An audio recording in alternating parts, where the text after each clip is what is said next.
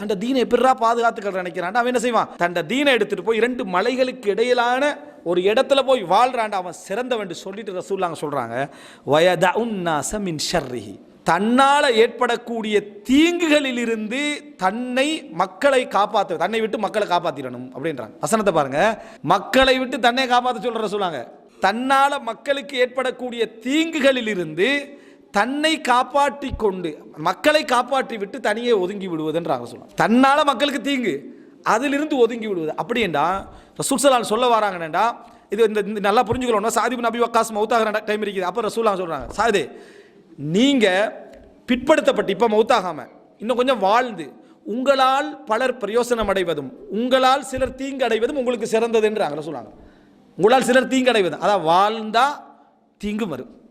வாழ்ந்தா உங்களுக்கு உலகத்தில் நன்மை மட்டும்தான் செய்யணும். சிலர் அப்படி நான் என்னதான் அநியாயம் செஞ்சனோ எனக்கு தெரியாது, நிறைய செஞ்சு